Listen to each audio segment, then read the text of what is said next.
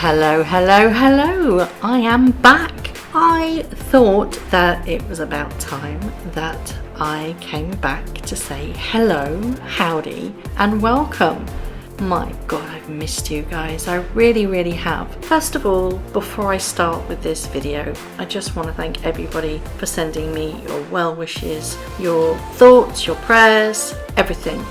It's meant the world to me. I've literally just locked myself away and I've done very little. As far as my health, everything was a complete success. It's taken me a long time to get over the massive operation, but slowly but surely, I'm finding myself again. That lost Murky of many years ago is slowly coming back and everything's awakening. My brain is brighter, I'm walking more, I'm doing everything a little bit more, bit by bit. So I thought it was time for me to say, hi, how are ya? But this time away has made me realise that I don't miss social media. So I think for the moment, I'm going to stay away from that. So if you don't see me posting up on Instagram, that's because at the moment I'm just going to avoid it. So anyway, let's get on. My, hasn't Meghan Markle been a busy bunny, hey? So she's done this interview with The Cut. Firstly, I'm going to say the comparison of the front cover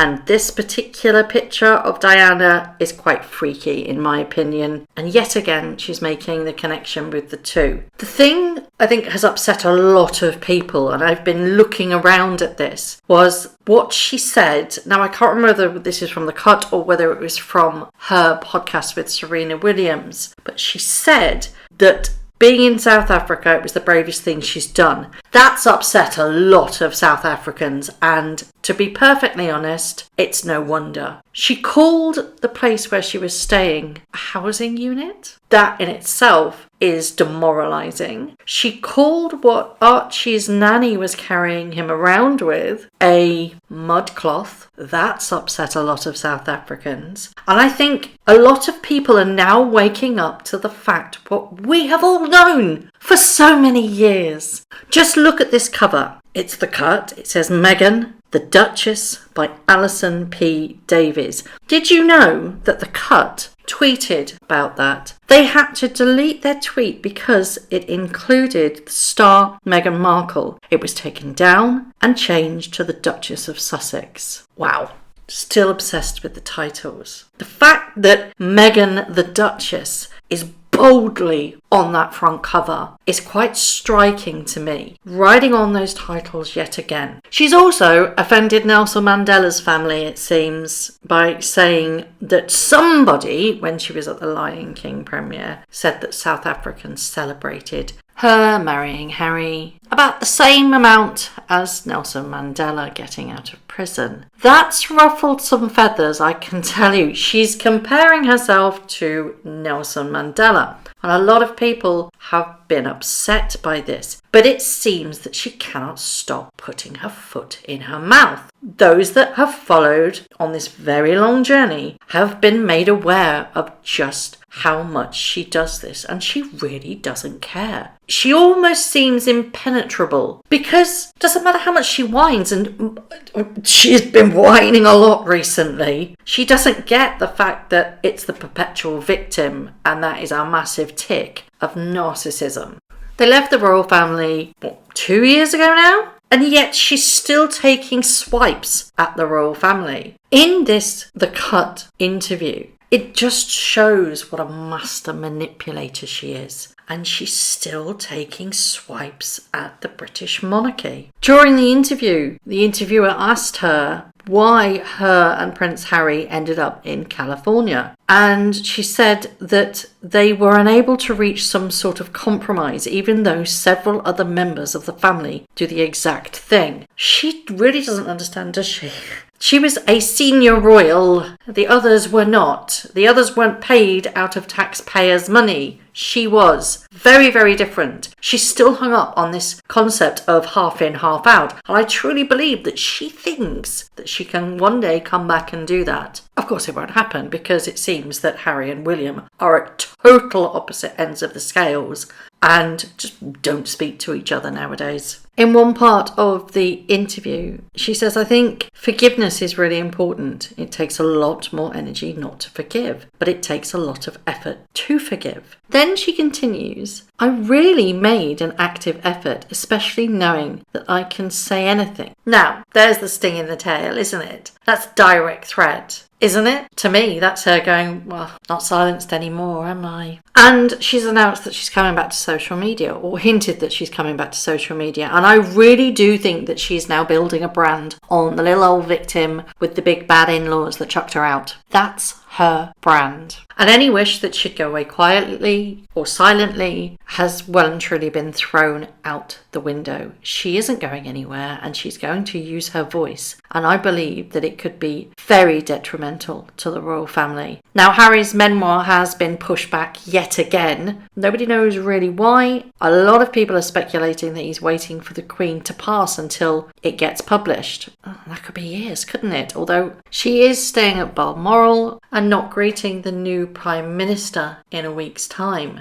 That, for me, is cause for concern. The Prime Minister is having to go up to Balmoral, and she would normally meet them at Buckingham Palace. But hey, she's 96. She has every right to do what she wants now. Then there was this really strange bit about her alluding to Prince Harry felt that he'd lost his father over his decisions to quit his public duties. That was swiftly backtracked by Omid Scooby, saying, no, she didn't mean Charles, she meant her own father. I actually think that's not the case at all. I think she meant to say exactly that. And possibly when Harry heard it or knew about it, he went, what the hell are you playing at? Or at least I hope he did. I hope he's got somewhat of a spine left. I suspect not, but maybe her PR team did it. But this is exactly what she said. Meghan told The Cut magazine, Harry said to me, I lost my dad in this process. Doesn't have to be the same for them as it was for me, but that's his decision. How on earth could that be in reference to Thomas Markle? I have no idea. Hey, what's your opinion on that matter? She also said in the interview that the couple felt forced to leave Britain because just by existing, we were upsetting the dynamic of the hierarchy, and that most people that I know and many of my family, they aren't able to work and live together. I'm sorry, but was she not explained what the royal family was? I am 100% convinced that Meghan Markle thought that she could come and be a celebrity in the royal family, and that's just not the way it works. When she didn't get her way, she threw the toys out of a pram, and we are here now, where she is taking cheap swipes left, right and centre at the royal family, who she knows very well can't swipe back. But what I don't understand is this brand new podcast that has been released. A new one came out yesterday or today, and it was with Mariah Carey. It's constant digs at the royal family. Now, you would think that somebody who claims to be profusely happy in their new life would simply draw a line in the sand, move on and be happy. But it doesn't seem to be the case with either of them. They keep dragging this out. And they're coming back to Britain next week. Or is it this week? The 5th, I think, of September. God forbid. Why? I just don't get it. I really, really don't. Every time she seems to open her mouth, it's to bad-mouth the royal family. Which is why I suggested earlier, this is her brand that she's going to be building herself on. Bitterness isn't a brand. One of the weirdest things to come out in all of this is that Prince Harry's apparently very soppy sentimental side is revealed in Meghan's latest interview as he earns points by calling her a model. I'm sorry, what now? He earns points. I'm sorry, is he on a good behaviour award chart? Does he get a sunshine for good days and a rainy storm for bad days? Does he have a sticker chart? Earns points for calling her a model? Weird behaviour. And as we've said all along, and from the very first few videos that I said I have always commented that she writes a journal, and this will be used to manipulate and slander the royal family. And yet again, these rumours are coming up that she kept a journal all the way through her time with the royal family, and she's going to be using this to take aim yet again at the royal family. There's also a very strange thing that came out too,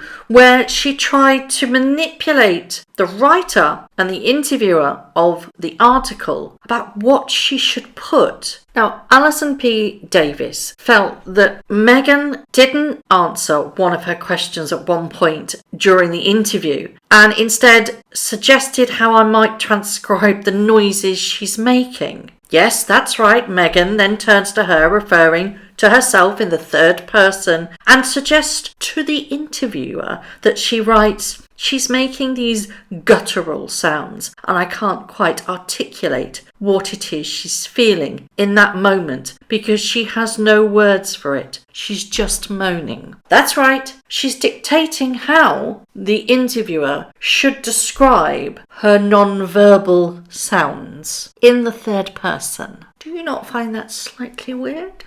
Because I do. All of this, I feel like I've come back and the world's gone topsy-turvy because this has created such a big buzz, especially the comments with regards to South Africa, and it was tweeting and trending in a not so flattering light. It was basically F you Meghan by the South Africans. And quite frankly, looking at media worldwide, it's rather bizarre how this is going down. And a lot of people are finally waking up to exactly what we have been saying for all of these years. She's a master manipulator. The Cut interview showed exactly her true contempt at the royal family and also displayed her very vibrant colours. Ultimately, it was jealousy and resentment and a little bit of contempt and envy with self-importance. But most importantly, it just showed her disdain for the royal family. And that's actually quite sad that she put it on full frontal show, didn't she? I'm just going to show you a little bit of how the world reacted. New York Post, as ever, fantastic. Toddler and tiara. Spoiled Princess Meghan still whining about the royal family. Germany, so shamelessly Meghan copies the Princess of Hearts. And Australia, 7 News, someone called her a tosser live on air.